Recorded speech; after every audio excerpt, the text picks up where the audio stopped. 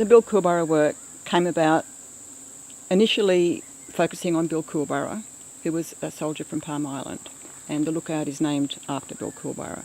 But the actual work itself, Return to Country, recognises all Indigenous servicemen and women from North Queensland that served in the armed forces through both wars, or 3 wars.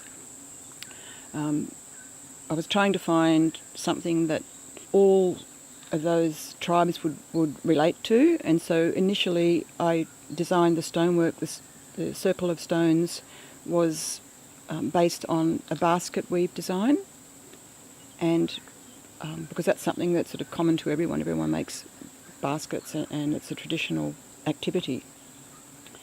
So that was the stones, and then for the outside it's got a timber and steel surround that sort of comes around it, and that's sort of in the vague shape of a boomerang. It's a very abstract boomerang. And once again, that's signifying return to country. And the steel arcs at the back, which are made of Corten steel, they actually frame Palm Island, which was where Bill Coolborough came from, and so they relate directly back to his service and his family, but also the other servicemen and women that came from Palm.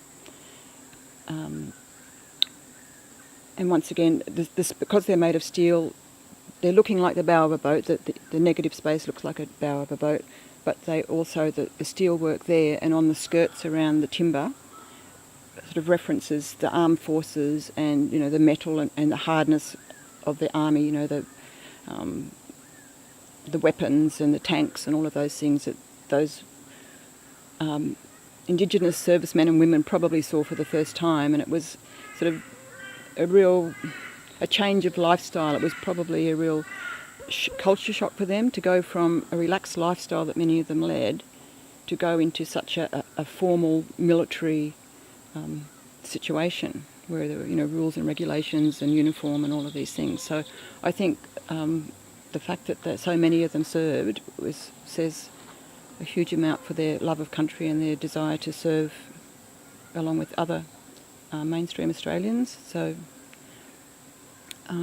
that's what this is all about. And the timber that forms the boomerang top, that was actually salvaged from the Picnic Bay Jetty by Pete Village, one of the Magnetic Island people who does lots of salvage work, and carefully carved to resemble that shape it's in now.